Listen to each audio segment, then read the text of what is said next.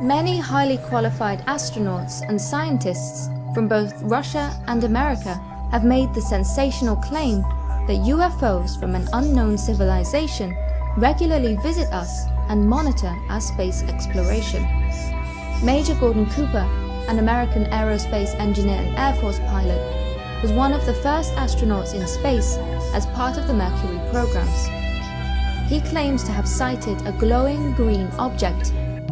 To the people of the island of Haiti, zombies are a very real phenomenon. According to Haitian folk myth, there are two types of death, natural and unnatural. Between the years 1977 and 1979, Peggy Hodgson and her 4 children, Margaret, Janet, Johnny, and Billy, were allegedly haunted by at least one malevolent entity. Made from more than 160 animal skins and needing 2 people to lift it, Codex Gigas, also known as the Devil's Bible, was allegedly written in just one night. Ronald initially claimed that the murders were conducted by a mob hitman, whom he named. However, this story was soon proved inconsistent, since the supposed hitman was out of the state of New York at the time of the murders. Within a day, Ronald confessed to having committed the mass murder himself. She is remembered as the tragic figure behind one of the most well-known and terrifying cases of demonic possession. Undeniable to all who research or hear of Annalise is how our fundamental understanding of the world around us is challenged by her story. The Mandela effect can be more formally defined as a form of confabulation, a psychiatric term used to describe the disturbance of memory. Many people, mostly total strangers, claim to remember the exact same events with the exact same details. However, these events never happened. The portrait of Delphine Lalaurie is claimed to be one of the world's most haunted paintings. It emanates a darkness which affects all who cast their eyes upon it. The air becomes saturated, heavy with the dark emotions which fester in every brushstroke. The legend goes that Rome, through its founders Romulus and Remus, was born on the teat of a wolf. Both the inhabitants of the city-state and the world accepted this as historical truth.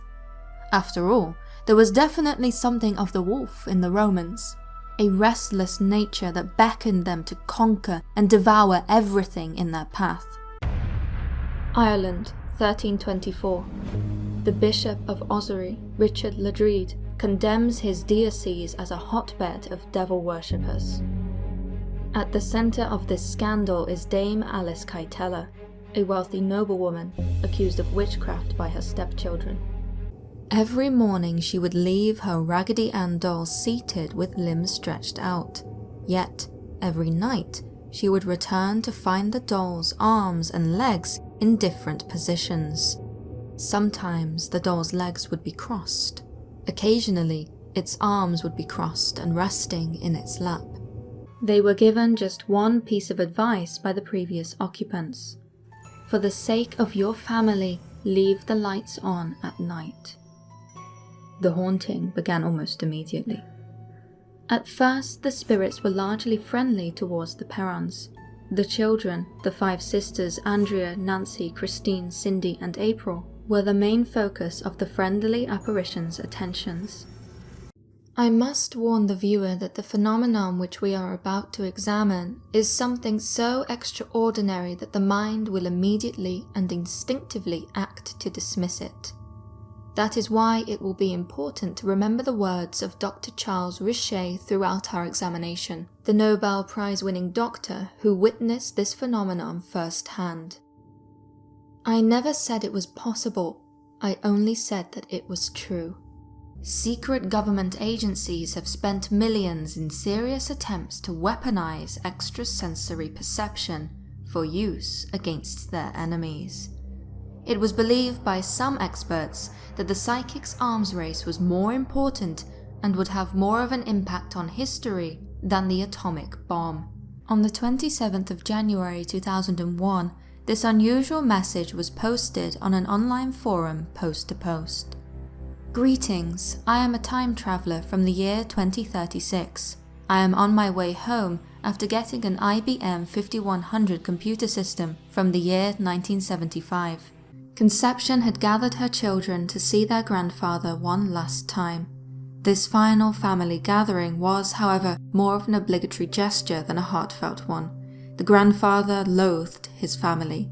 Indeed, it is reported that one of his final utterances, which he whispered into his teenage granddaughter Estefania's ear, was as follows. Si no puedo haceros daño en esta vida, os lo hará en la siguiente.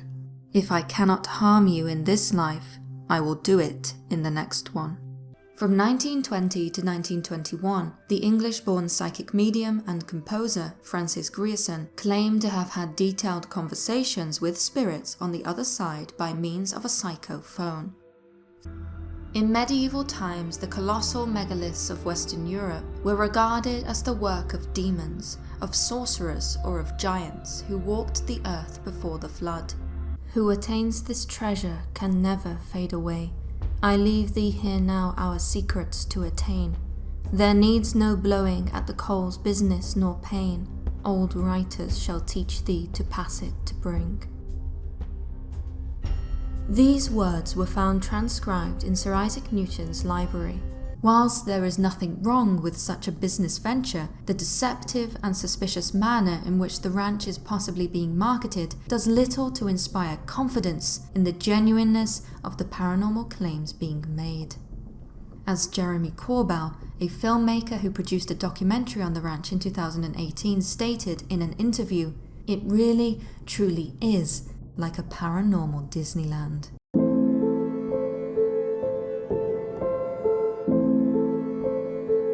We all die. It is the one thing which connects us all. What happens after death has been a subject of fascination and dilemma for all human cultures worldwide and across time. People have always told stories about seeing or hearing from or encountering in some ways the deceased. It was during this conversion that Al discovered mortuary equipment in the basement, which included coffin handles, a chain and pulley casket lift, and a blood drainage pit. It turned out that the house had served as a funeral home for many decades previously. The board as we know it, marked with the letters of the alphabet, the numbers 0 to 9, and the words yes and no, was invented in the late 19th century. The basic concept of the Ouija board, however, is far older. Some users reported seeing helicopters land on the local common, with others complaining that military presence over Llantrisant lasted for many hours. Other residents, frightened by the unexpected presence of so many military vehicles, phoned the police. In the years since, transcripts of some of the calls made that morning have been released via a Freedom of Information request. With the noise intensifying to the thundering of giant hailstones pelting down with all their might. Scared, the lady slipped from bed and looked out of her window, expecting to see a storm. The weather was, however, clear and fine, and yet the sound raged on, accompanied by what Head claimed was a funny humming sound. What they are said to have discovered has been described as extraordinary. After all, during their investigation, they used seismographs to detect tunnels and chambers underneath the monument. Tunnels and chambers which were not known to have existed. It is said that there is no greater pain than the loss of a child, for there is no love greater than that of a parent for their offspring. Most certainly, any loss can be agonizing, but losing a child is unreasonable. It defies what we perceive as the natural order of things. Such pain and absurdity are enough to drive anyone mad. Even a genius of great vastness, like Bogdan Petricecu described how she and her family were all very frightened, especially the children, who were in tears. And so it was that the light Pauline Coombs had first seen falling from the sky over the coastal path in January was now active, seemingly, on the roads around the family's farm. Sharing a bed with her siblings in her grandmother's home in Brooklyn, New York, she was supposed to be sleeping as the adults in the house socialized that evening. With people moving about the house, a 4-year-old Paula is said to have woken, curious. Looking up, she realized she was being watched by a figure she did not recognize. The events that are alleged to have followed are now legendary. Succinctly, the arrival of some manner of soundless, blue-illuminated oval-shaped craft, and the 3 humanoid, grey-coloured, wrinkled-skinned creatures which emerged from it and proceeded to abduct the 2 men. Today marks 9 years of the Paranormal Scholar, but my relationship with the paranormal is much longer and much broader. For those of you who've watched my documentary film, In Search of the Dead, you'll know that I've been having paranormal experiences since I was a child. For certainly, the building's history was a dark one. Known as the Cage, it had not always been a home. Used as a witch prison in the latter half of the 16th century, 14 women accused of malevolent witchcraft were kept there in 1582 while awaiting trial. 3 were found guilty, being subsequently sentenced to death and executed by hanging. They gave various reasons for why they did not turn around, even when the heat emitted from the craft was so intense that they had to stop and get out of the car for fear of being burned alive. Despite the discomfort, Betty stood outside, mesmerized by the bizarre sight. And today will be the first day that we investigate this object fully, beyond just asking people we trust to take a look at him and give their opinion on him. So let's get him out. Let's open him up.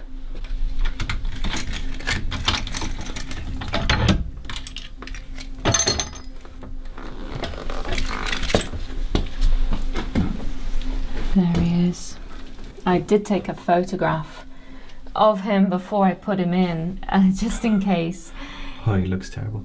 Just in case he did move or anything like that, but no, he's exactly where I left him. We're hoping to provide radical transparency with our seance tonight, so much so that it will be almost as if you are in the room with us as we experience the unseen. The form of the seance we practice is heavily influenced by the 19th and early 20th centuries. We have designed our seance parlor to serve as an otherworldly chamber that not only invites spirits to come and communicate, but for participants to feel the era as they sit down. Thus, we begin our seances with the simple exercise of gazing into a crystal ball to become comfortable with the silence of the grave and help attune our minds to the other side. Today marks 10 years of the Paranormal Scholar. This has been such an incredible decade for Eric and I. We've had the chance to not only share the paranormal with you, our audience, but also to really explore, expand, and shape our own beliefs when it comes to a wide range of phenomena, from ghosts and the afterlife through to hidden creatures, cryptids, and of course aliens and extraterrestrials. I really cannot say how we would have thought the 10 years would have gone if we would have even thought that we would have had that chance. But I absolutely don't think that either one of us would have expected to have been standing in a building that we own full of fantastic, important, spiritual and historical artifacts in our very own museum. It has been such a journey, and I can't wait for the next 10 years, and really hope that you'll stick around to see us explore the paranormal in even deeper depths where this channel has really never gone before. Thank you so much for your support, your kindness, your love, and your willingness to be open-minded and bold when it comes to alternative beliefs. Until next time.